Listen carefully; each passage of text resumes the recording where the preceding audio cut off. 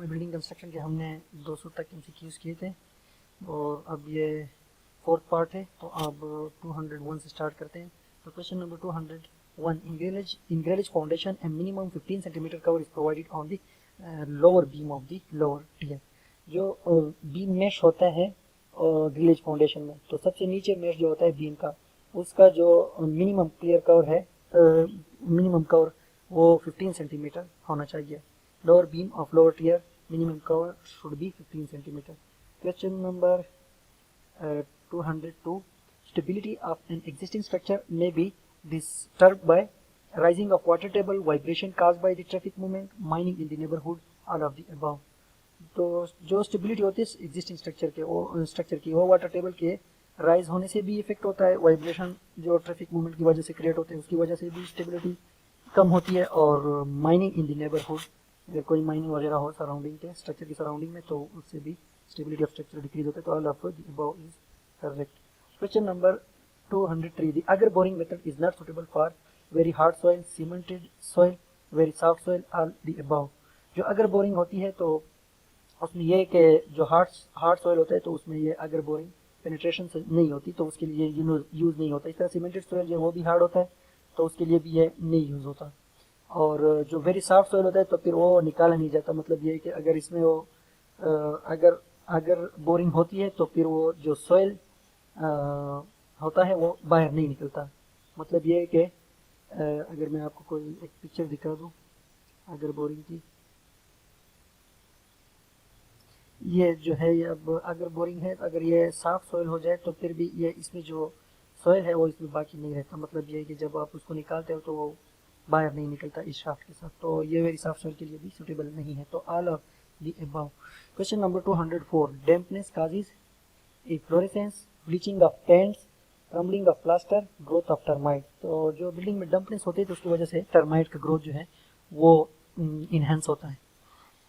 उसके बाद है question number 205, the pile which support the load partly by friction and partly by the resting on hard stratum is called the friction bearing pile। तो उसको friction bearing pile कहते हैं। जो मतलब ये है कि सिर्फ एंड पे करते हैं तो उसको एंड बेरिंग पाइल कहते हैं, जो बिल्कुल सरफेस करते हैं उसको फ्रिक्शन पाइल कहते हैं, और जो दोनों रेजिस्ट करते हैं थ्रू बेड और उसके साथ थ्रू सरफेस, तो इन दोनों की वजह से जब लोड रेजिस्ट करते हैं तो उसको फ्रिक्शन बेरिंग पाइल कहते हैं। इसके बाद है question number 206, an ordinary concrete may be made waterproof by adding Pudlo, Impermo, Snowcem. तो ये कुछ मटेरियल है, अगर ये हम ऑर्डिनरी कंक्रीट में ऐड कर लेते हैं तो उसकी वजह से वाटर प्रूफ हो जाएगा concrete. Pudlo, Impermo, snow ice, all of these. बस ऑल ऑफ दीज इसमें याद रखना कि सारे ये जो है वाटर प्रूफिंग मटेरियल है। Question number 207, the opening provided in sloping roof with its top parallel to the roof surface is called skylight window. अच्छा, जो स्लोपिंग रूफ होता है और उसमें जो विंडो होती है, the opening provided in the sloping roof with its top parallel to the roof surface. तो अगर ओपनिंग की जो सरफेस है वो रूफ के पैरेलल हो तो ऐसे विंडो को जो है वो स्काईलाइट विंडो कहेंगे।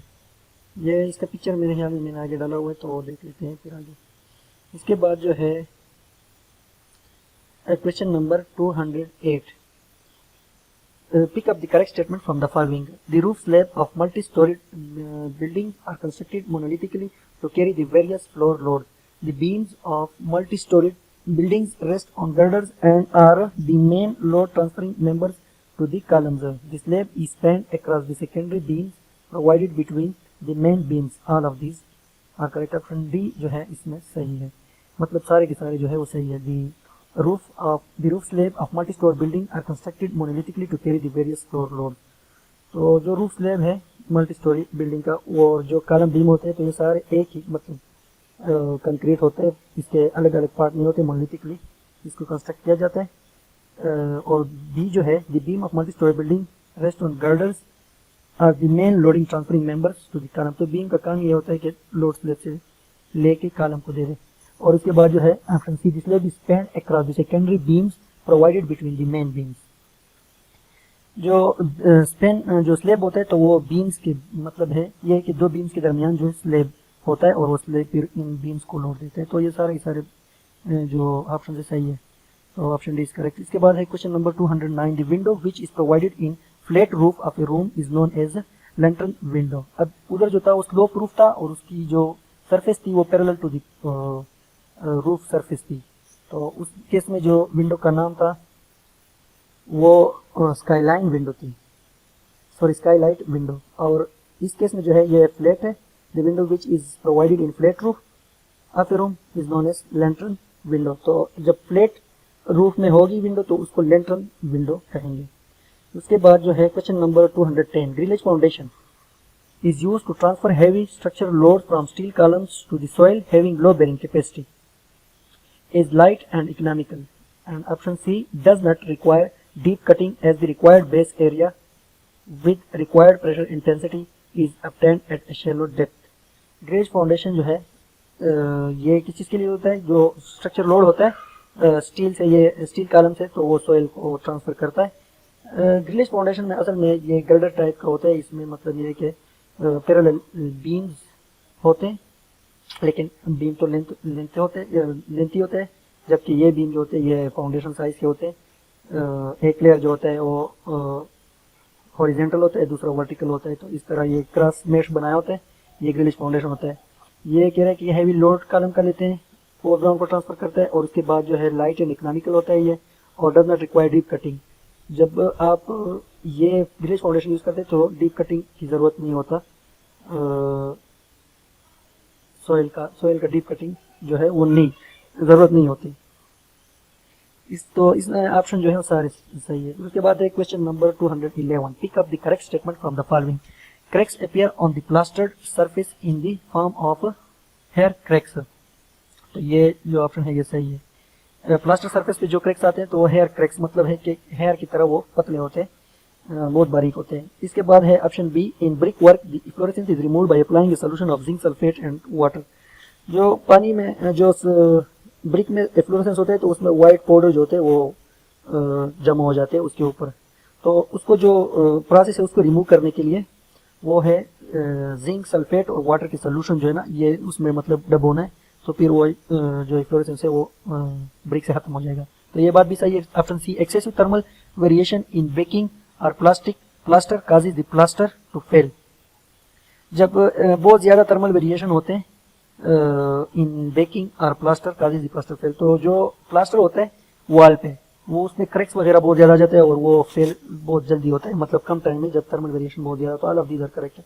उसके बाद है question number 212, the window which is provided on a sloping roof of a building is called lantern window, dormer window, louvred window, rush window. तो ये जो है डॉर्मर विंडो, ये भी उस किस्म का है जो हमने स्काईलाइट विंडो पढ़ ली, लेकिन ये कि उसमें जो सरफेस ऑफ विंडो था वो parallel to the slope surface of slopy roof था।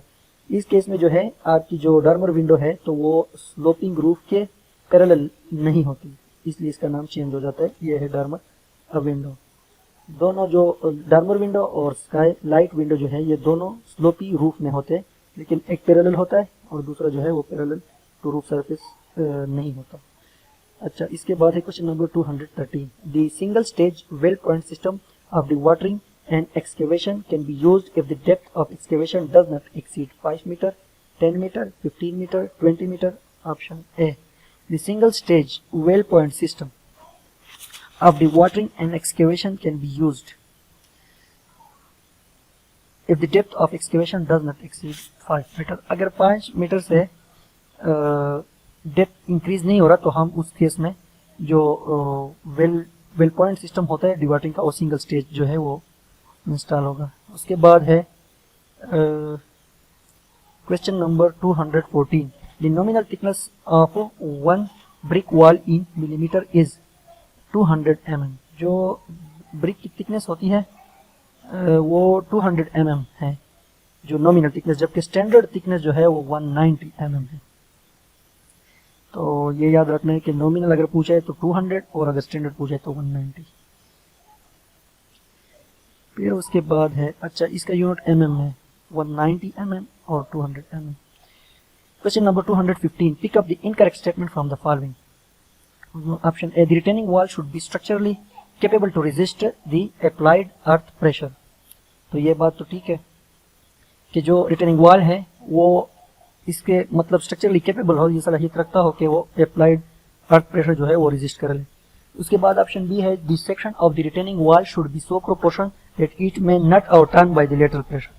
जो रिटेनिंग वॉल है उसकी और टर्निंग भी नहीं होनी चाहिए और वो अर्थ प्रेशर को भी रेजिस्ट कर रहे हैं। और जो ऑप्शन सी है the retaining wall should be safe against sliding, और स्लाइडिंग भी इसमें ना हो। तो ये तीनों बात तो ठीक है। और ऑप्शन डी में कहा है कि to drain off water from the earth retain weep holes are provided near the top of the retaining wall. जो पानी होता है सोइल में तो वो तो अंदर होता है और वो मतलब ये है कि सॉइल में पेनिट्रेट होता है, फिर जब नीचे नीचे चला जाता है तो इसके लिए वीप होल जो होते हैं, छोटे छोटे सुराख जो रिटेनिंग वॉल में होते हैं, तो वो नीचे इंस्टॉल किए जाते हैं, ऊपर नहीं होते, टॉप ऑफ द सरफेस पे नहीं होते। तो ये ऑप्शन इसलिए गलत है, ऑप्शन डी इज रॉन्ग। इसके बाद है question number 216 the step structure provided for lateral support of a structure is retaining wall, option A, option B breast wall, option C buttresses, option D parapet wall, option C बट्रेसेस।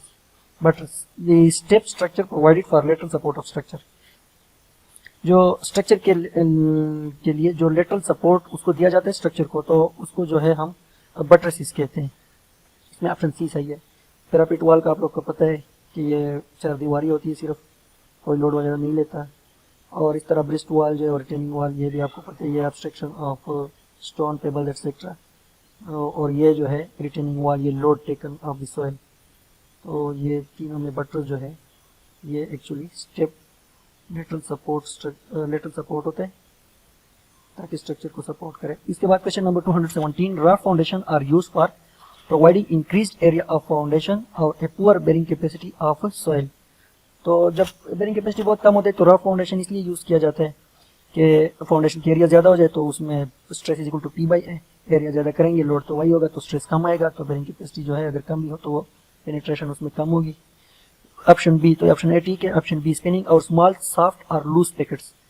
तो rough foundation जो है ये spinning और small soft और loose packets, मतलब ये है कि जो आपका जो रफ फाउंडेशन है इसको छोटे छोटे पैकेट्स में मतलब डिवाइड किया जाता है ताकि ये इसका एक्सटेंशन और कंप्रेशन जो है वो हो सके। कंप्रेशन तो जो थर्मल वेरिएशन है उसकी बेसिस पे जो कंट्रैक्शन और एक्सपेंशन होती है। Option C counteracting the hydrostatic effect, जो हाइड्रोस्टेटिक इफेक्ट है उसको भी काउंटर किया जाता है। तो ऑल ऑफ दिस जो है करेक्ट है। इसके बाद है 218 pick up the incorrect statement from the following in Flemish bond header and stretcher are laid alternately in the same course. ये बात तो ठीक है। Option B in Flemish bond in Flemish bond every header in each course lies centrally over every stretcher of the underlying course। तो ये भी ठीक है। Option C in English bond stretchers are laid in every course, तो ये every course में stretcher नहीं होता, एक अल्टरनेट स्ट्रेचर्स यूज होते हैं और स्ट्रेचर एंड हेडर अल्टरनेट होते हैं, मतलब एक कोर्स में हेडर दूसरे में स्ट्रेचर। तो ये जो है ये ऑप्शन सी जो है ये रॉन्ग है। Option D in English bond headers and stretchers are laid in alternate courses, तो ये भी ठीक है। तो ऑप्शन सी इसमें false है, incorrect है। Question number 219 studs of a common wooden partition are vertical wooden members। studs जो होते हैं ये vertical wooden members होते हैं। is the upper horizontal wooden member, is the lower horizontal member or intermediate horizontal wooden members, option A. तो ये vertical wooden member होते हैं, horizontal ये नहीं होते। इसके बाद है 222 the additional piles which are driven to increase the capacity of supporting loads on vertical piles are known as raking piles। जो additional piles होते हैं which are driven to increase the capacity of supporting loads, which are driven to increase the capacity of supporting load on the vertical piles are known as raking pile। ये इस तरह होता है कि जब आपके पास ऑलरेडी स्ट्रक्चर बना हुआ है और उसका लोड काफी ज्यादा है तो उसको जो पाइल्स ऑलरेडी इंस्टॉल्ड है उस पर लोड कम करने के लिए जो बाद में पाइल लगाए जाते हैं तो वो रेकिंग पाइल कहलाते हैं। वो जो एग्जिस्टिंग पाइल्स होते हैं उससे लोड कम करते हैं, तो एडिशनल पाइल जो है उसको फिर हम रेकिंग पाइल कहेंगे। फिर उसके बाद है question number 221। Question number 221 queen closer may be placed in header course, option A. Option B in stretcher course, option C in header course next to the first brick, option D in stretcher course next to the first brick. तो ये लाजमी याद रखना है कि ये अमूमन आता है कि क्वीन क्लोजर कौन से कोर्स में यूज होता है, तो ये क्वीन क्लोजर जो है ये हेडर कोर्स में यूज किया जाता है। अच्छा, इसमें अगर आप ये देख लेना कि हेडर जो होता है, हेडर ये अक्रॉस विड्थ जो है ये वॉल में लगाया जाता है जब हेडर कोर्स होता है। और ये जो क्वीन क्लोजर है तो ये जो है इसकी जो मतलब इसको 2 पीसेस में कट किया होता है सिंपल ब्रिक को, तो वो भी अक्रॉस विड्थ कट किया होता है। तो आपको ये याद रखना है कि ये अक्रॉस विड्थ कट होता है और हेडर जो है ये भी अक्रॉस विड्थ होता है। उसका हेडर का जो सरफेस होता है विड्थ होता है वो parallel to the surface of the wall होता है, तो वो विड्थ और इसका जो काटा हुआ विड्थ है ये दोनों पैरेलल होने चाहिए। तो आपको इससे अंदाजा हो जाएगा कि ये हेडर कोर्स में यूज होता है, स्ट्रक्चर में नहीं यूज होता। अच्छा, याद रहेगा इस तरह आपको। Question number 222, the bearing capacity of the waterlogged soil may be improved by option A grouting, option B chemical action, option C drainage, option D compaction. So drainage, option C is the correct. जो bearing capacity होती है, अगर water logged area है तो उसकी bearing capacity कम होती है, तो उसकी प्रॉपर ड्रेनेज अगर हो जाए तो बेरिंग कैपेसिटी इंक्रीज हो जाएगी, इंप्रूव हो जाएगी। Question number 223, the process of making the background rough before plastering is hacking. अच्छा, डबिंग, हैकिंग, ब्लिस्टरिंग, पीलिंग। जो process of making the background rough before plastering, plastering से पहले जो वो सरफेस को रफ किया जाता है उसको हैकिंग कहते हैं। डबिंग जो है वो जो जब एक दफ़ा वो हो जाती है चुनाई, मतलब ब्रिक वॉल कंस्ट्रक्शन हो जाती है तो उसमें जो सुराख होते हैं उसको फिल अप करने को डबिंग कहते हैं। फिर उसके बाद हैकिंग हो जाती है, फिर उसके बाद वो प्लास्टरिंग जो है वो होती है, क्यूरिंग होती है, फिर प्लास्टरिंग होती है। उसके बाद जो है इसमें ऑप्शन बी जो है hacking, option is correct. The process of making the background rough before plastering is called hacking. So इसके बाद है question number 224, which one of the following piles has a cast iron shoe even after removal of the hollow cylindrical steel casing? Option A simplex pile, option B pedestal pile, option C vibro pile, option D both A and C of the above. Option D is correct. इसमें कह रहे हैं कि इसमें कौन सा pile जो है has a cast iron shoe, तो उसमें cast iron even after removal of the hollow cylindrical steel casing, अगर उससे केसिंग रिमूव भी कर ले स्टील की तो उसका कैस्ट आयरन शू वो उसमें छोड़ देते हैं वैसे ग्राउंड में। तो वो कौन कौन से हैं, एक तो उसका है ये सिंप्लेक्स पाइल और दूसरा जो है वो वाइब्रो पाइल। इसमें कैस्ट आयरन शू जो है वो जमीन के अंदर छोड़ा जाता है पाइल के साथ। इसके बाद है question number 225, while designing a stair the product of rise and going is approximately kept equal to 420। जो स्टेयर के राइज और रन है अगर इसको हम मल्टीप्लाई कर ले तो वो 420 आना चाहिए। Question number 226, nogging of a common wooden partition is upper horizontal wooden member, lower horizontal wooden member, intermediate horizontal wooden member, vertical wooden member. तो इसमें ऑप्शन सी जो है वो करेक्ट है। इंटरमीडिएट हॉरिजॉन्टल वुडन मेंबर जो है, intermediate horizontal wooden member, इसको हम कहते हैं nogging of a common wooden partition is, nogging of a common wooden partition is intermediate horizontal wooden member. ये देख ले खुद, ये मैंने नहीं देखा। Question number 227, which one of the following factor is considered for the orientation of buildings? तो इस which one of the following factor is considered for the orientation of building? जब हम किसी बिल्डिंग की ओरिएंटेशन करते हैं कि इस तरफ इसका मतलब ये है कि मेन गेट होना चाहिए, इस तरफ इसकी जो वेंटिलेशन होनी चाहिए, इस तरफ इसकी विंडो वगैरह, तो इसमें ये जो है ये तीन चीज़ें आपने मतलब इसका ख्याल रखना है कि the direction of prevailing wind in the area क्या है, विंड की डायरेक्शन क्या है, the exposure of the walls and roof of the building to rays of sun, जो कंस्ट्रक्शन करेंगे वॉल और बिल्डिंग के रूफ के तो वो सन रेस को कितना एक्सपोज होगा, और थर्ड जो है the extent up to which the sun rays penetrate with the veranda, और जो बरामदा होता है तो उसके अंदर सन रेस कितने पेनिट्रेट होंगे। तो इन चीज़ों को मद्देनजर रखते हुए आपने ओरिएंटेशन ऑफ बिल्डिंग सेट करनी है। तो all of these are correct. फिर उसके बाद है question number 228, to construct a 10 centimetre thick partition wall you will prefer English bond, Flemish bond, header bond, stretcher bond. जो इंग्लिश बॉन्ड है वो तो नहीं हो सकता, क्योंकि उसमें हेडर आ जाता है, तो हेडर तो 9 इंच होता है, तो मतलब ये है कि 10 सेंटीमीटर जो है वो तो 4 इंचेस है, तो वो नहीं आ सकता। स्ट्रेचर जो है वो आ सकता है, क्योंकि उसमें जो स्टैंडर्ड ब्रिक है तो उसका वेट जो है वो 4 इंचेस तक होता है, 9 सेंटीमीटर और 10 सेंटीमीटर। तो जो स्ट्रेचर बॉन्ड है उसके लिए हम ये पार्टीशन 1 के लिए हम यूज कर सकते हैं, और इसकी थिकनेस जो है वो 10 सेंटीमीटर है। Question number 229, the strength of brick machinery in 1:6 cement mortar is 50 ton per square metre.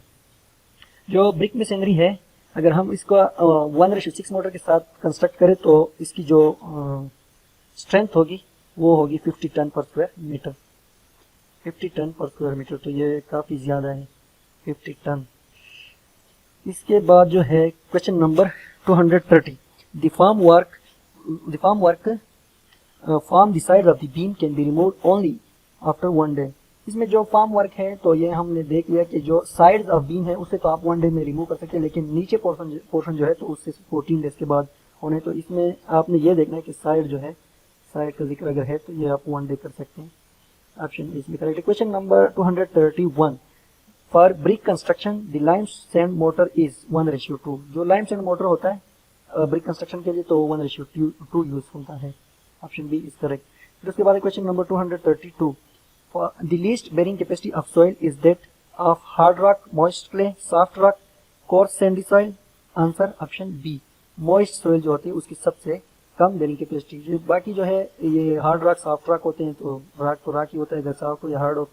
उसके बाद कोर्स सैंडी सॉइल, तो ये सैंड का भी ज्यादा होता है, तो इसमें मोइस्ट क्ले जो सबसे कम bearing capacity. Question number 220, question number 233, the maximum permissible differential settlement in case of foundation in clay soil is usually limited to 440 mm। Option D इसमें करेक्ट है। अच्छा, इसमें एक होता है क्ले सॉइल और दूसरा जो है वो सैंडी सॉइल। तो फिर क्ले सॉइल में आपका जो है एक आइसोलेटेड और दूसरा राफ्ट आता है, और इस तरह सैंड में एक आइसोलेटेड और दूसरा राफ्ट। अगर सैंड है तो उसमें 25 mm डिफरेंशियल सेटलमेंट होना है, और अगर ये आपका जो क्या नाम है क्ले हो तो उसमें आपका डिफरेंशियल सेटलमेंट जो है वो 40 mm है। डिफरेंशियल सेटलमेंट असल में अगर 2 कॉलम है तो इसका जो रिलेटिव डिस्प्लेसमेंट होगा, जो रिलेटिव सेटलमेंट होगा, एक्चुअली इसको डिफरेंशियल सेटलमेंट कहते हैं। तो क्ले के लिए 40 और सैंड के लिए 25 independent of the type of foundation. Question number 234, pick up the correct statement from the following. English bond is used for brick machinery to support heavy load. English bond सबसे strong bond होता है, तो ये heavy load लेता है, इसके लिए use होता है। Question number part B, option B, double Flemish bond is suitable for brick machinery to give uniform face appearance. तो फ्लेमिश बॉन्ड अक्सर जो अपीयरेंस होता है उसको मतलब सूरत बनाने के लिए डबल फ्लेमिश यूज होता है। और सी जो है, the stretcher bond is used for construction of half brick machinery brick. तो जो स्ट्रेचर बॉन्ड होता है वो हाफ ब्रिक मशीनरी में कंस्ट्रक्ट किया जाता है। तो ये all of these are correct. इसके बाद जो है correct. Question number 235, the black cotton soil undergo volumetric changes. तो ये बात ठीक है। स्वेल्स एक्सेसिवली व्हेन वेट, ये भी ठीक है, और श्रिंक एक्सेसिवली व्हेन ड्राई, ये भी ठीक है। तो all of these are correct. इसके बाद है question number 236, a cut in frame of a door to receive the shutter is called rebate. जो डोर हम क्लोज करते हैं तो वो जो चौखट होता है उसके अंदर सही फिट हो जाती है, तो ये जो हलो कटा हुआ पोर्शन होता है इसको एक्चुअली रिबेट कहते हैं। ए कट इन फ्रेम जो होता है इसको रिबेट कहते हैं। फिर इसके बाद है question number 237, the loose pocket in soil mass can be bridged safely by providing a raft foundation provided the soft area is smaller than 1/3 the column spacing. जो loose pocket in soil mass होते हैं can be bridged safely by providing the rough foundation provided the soft area is smaller than 1/3 of the column spacing। तो जो column spacing है उसका भी ये 1/3 से कम होना चाहिए, ये लूज पैकेट जो है। इसके बाद जो है आपका question number 238, pick up the incorrect statement from the following. In king post truss 1 vertical post is used. तो ये जो है ये इसकी बात जो है वो ठीक है। किंग पोस्ट में जो है आपका किंग पोस्ट ट्रस में एक किंग पोस्ट होता है, उसको ये 1 वर्टिकल पोस्ट होता है उसको किंग पोस्ट कहा जाता है। तो ये जो है ऑप्शन ठीक है। बी ऑप्शन जो है in king post truss 1 vertical post is use. चूंकि किंग पोस्ट ट्रस में 1 वर्टिकल यूज होता है तो ऑप्शन ए ठीक है। बी में जो है वो 2 यूज होते हैं तो बी गलत है। अब सी में जो लिखा है कि in queen post truss 2 vertical post are use, तो सी ऑप्शन बी ठीक है। तो ए और सी ठीक है, सिर्फ ऑप्शन बी जो है वो ऑप्शन बी जो है वो इनकरेक्ट है।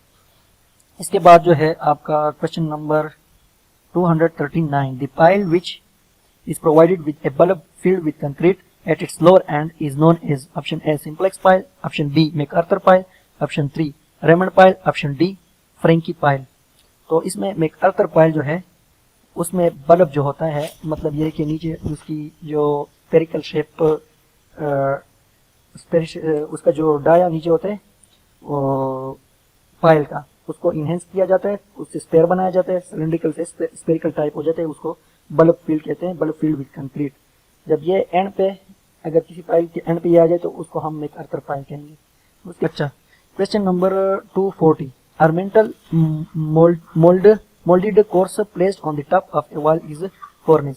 तो ये कॉर्निस जो होता है ये वॉल की जो टॉप 4-5 वो कोर्स लेयर्स होते हैं, तो उस जगह पे जो है ये कॉर्निस प्रोवाइड किया जाता है। ये जो ऑर्नामेंटल टाइप पुल वगैरह होते हैं और ये खूबसूरती के लिए जो किए जाते हैं, तो वो जो है इसको कॉर्निस कहते हैं। ये आपका जो वॉल होता है उसके जो टॉप 4-5 लेयर्स होते हैं, कोर्स लेयर्स, ये उस जगह पे यूज होता है। इसका नेट में देख लें, आपको पिक्चर मिल जाएंगे, अगर नीचे आएंगे तो बता दूंगा। कोपिंग जो है वो तो जो आपका वॉल होता है उसका टॉप सरफेस जो होता है, टॉप सरफेस उसको प्रिवेंट करने के लिए ड्रेनेज और जो मतलब ये कि वेदरिंग एक्शन जो इस पे आती है, तो उससे प्रिवेंट करने के लिए कंक्रीटिंग वगैरह हो जाती है। इसका जो सरफेस है वो कनकेव डाउनवर्ड, मतलब ये है कि कन्वेक्स किस्म का उसका सरफेस क्रिएट कर लेते हैं ताकि जो पानी है वो अच्छी तरह से ड्रेन हो सके और वॉल के अंदर ना जा सके। Question number 241, pick up the incorrect statement from the following. तो ऑप्शन ए जो है cement is added to the lime mortar to increase its hydraulic properties only. तो लाइम मोटर में सीमेंट इसलिए यूज किया जाता है कि इसकी जो हाइड्रोलिक प्रॉपर्टीज है उसको इनहेंस किया जाए। तो ये ऑप्शन जो है ये इनकरेक्ट है। सीमेंट इंक्रीज करने से हाइड्रोलिक प्रॉपर्टी जो है वो रिड्यूस होगी। इसके बाद ऑप्शन बी जो है lime surkhi motor is use for pointing the walls. तो पॉइंटिंग के लिए लाइम सुरही जो है वो यूज होती है, lime surkhi mortar. Lime should be slaked before preparing the lime mortar. Option C जो है उसमें lime should be slaked before preparing the lime mortar. जो लाइम मोटर बनाते हैं तो उससे पहले हमने स्लैग बनाना होता है। लाइम मोटर बनाने से पहले स्लैग ये होता है कि आपका जो लाइम होता है उसका फार्मूला जो है वो CaO कैल्शियम ऑक्साइड फॉर्म में होता है, क्विक लाइम। तो उसमें जब पानी ऐड किया जाता है तो कैल्शियम हाइड्रोक्साइड फॉर्म में कन्वर्ट हो जाता है। तो कैल्शियम हाइड्रोक्साइड होता है CaO2, उसको स्लैग कहा जाता है। तो लाइम से स्लैग बना के लाइम मोटर बनाया जाता है, ये बात ठीक है। तो इसके बाद जो है D, high early strength concrete is generally used in cold weather.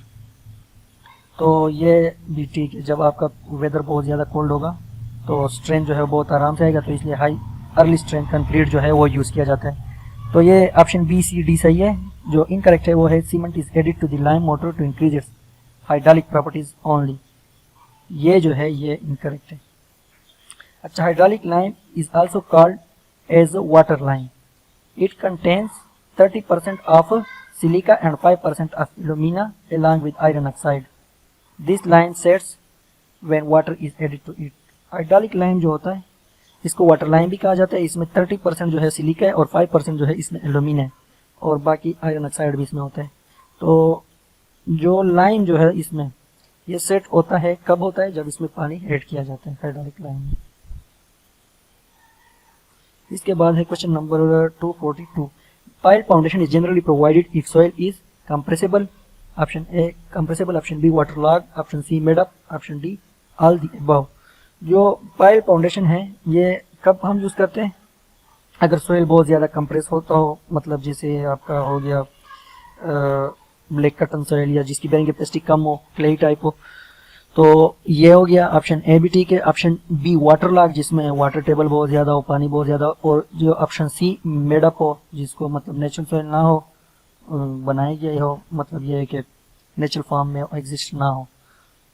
तो ये तीनों केसेस में जो है हम फाउंडेशन जो है वो पाइल फाउंडेशन करते हैं।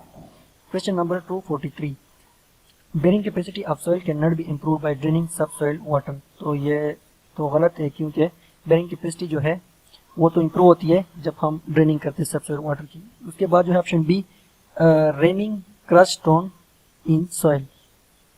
जब क्रश स्टोन जो है आप उसको मतलब ये है कि प्रॉपर कंपैक्ट कर ले तो इससे भी आपकी बेरिंग कैपेसिटी इम्प्रूव होती है, लेकिन ये कह रहा है कि नहीं होती, तो ये भी गलत हो गया। Question number C part option number C, driving sand piles. तो जो बेरिंग कैपेसिटी है सैंड पाइल की वजह से भी आपकी बेरिंग कैपेसिटी जो है वो इंक्रीज होती है। और लास्ट में जो है watering, option D watering surface of soil. तो ये बात ठीक है कि बेरिंग कैपेसिटी एक सॉइल की जितनी होगी तो उतनी होगी, वाटरिंग सरफेस ऑफ सॉइल से वो इंक्रीज या डिक्रीज नहीं होगी।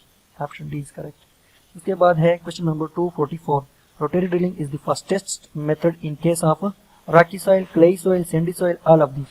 जो रोटरी ड्रिलिंग होती है ये फास्टेस्ट मेथड होता है जब हमारे पास जो सॉइल है या तो वो सैंडी हो या क्लेई हो या रॉकी हो। तो सारों में मतलब ये है कि जिस किस्म का सॉइल भी है, तो इन तीनों टाइप की जो सॉइल है इसके लिए ये फास्टेस्ट मेथड है रोटरी ड्रिलिंग।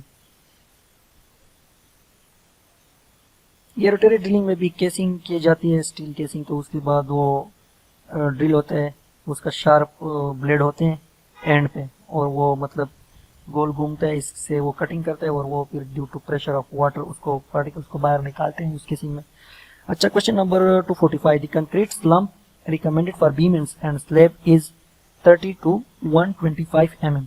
तो ये तो फर्स्ट या second part of this building construction में भी एक टेबल गिवन है, उसमें भी ये गिवन है कि जो कॉलम है उसके लिए 30 to 125 mm है, जबकि बीम एंड स्लैब के लिए, बीम और स्लैब उनके उसके लिए जो है कॉलम के लिए वो 75 to 125 है, जबकि बीम और स्लैब के लिए 30 to 125 है mm स्लम्प का, कंक्रीट स्लम्प जो है बीम एंड स्लैब के लिए। अच्छा, इसके बाद जो है question number 246, the alignment of a cross joint along the plumb line is bed block, B perpend, C lintel, D vertical line. Answer option B. जो क्रॉस जॉइंट अलाइनमेंट होती है along the plumb line is perpend, bed block। Question number 247, a projecting piece usually provided to support a truss is frieze। जो truss होता है truss, तो उस truss को support करने के लिए एक छोटा सा जो प्रोजेक्टेड पीस होता है उसको फ्राइज बोलते हैं। इसका मैं आपको पिक्चर दिखाऊंगा नेक्स्ट वीडियो में। Question number 248, best type of piles for soft soil having little resistance to the flow of concrete is a vibro pile. जो बेस्ट टाइप ऑफ पाइल है सॉफ्ट सॉइल के लिए having little resistance to flow of concrete, वो vibro pile है। उसके बाद जो है आपका question number 249, the formwork from the underside of slab can be remove only after 7 days। जो स्लैब के नीचे पोर्शन होता है, नीचे हिस्सा, नीचे सरफेस जो होता है, उससे जो आपका फॉर्म वर्क है वो 7 days में रिमूव हो सकता है। अच्छा, इसके बाद जो है question number 250, couple roof is used for spans. Option A 3.5 metre और less, option B 3.5 metre but less than 5 metre, option C 5 metre but less than 6.5 metre, option C 6.5 metre but less than 8 metre. तो जो couple roof है ये लकड़ी का roof है, ये already पिछली वीडियो में बताया था। तो उसमें जो स्पेन है वो 3.5 मीटर से ज़्यादा नहीं होना चाहिए। अच्छा, ये क्वेश्चन नंबर 250 तक हो गए। अब 50 MCQs बाकी है तो बिल्डिंग कंस्ट्रक्शन का कंप्लीट हो जाएगा। और इससे ऑलमोस्ट काफ़ी सारे MCQs जो है वो इससे आते हैं, क्योंकि ये मिक्स है। इसमें जियोटेक के भी आते हैं, इसमें मटेरियल के भी आते हैं, बिल्डिंग कंस्ट्रक्शन के भी आते हैं, और इसमें बिल्डिंग मटेरियल के एमसीक्यूज भी है और कंक्रीट रिलेटेड भी है, तो यह मिक्सचर है, तो इससे काफ़ी एमसीक्यूज आने का बहुत ज़्यादा चांस होता है। ओके थैंक्स, आज के लिए काफ़ी है, नेक्स्ट वीडियो में इंशाल्लाह मिलते हैं।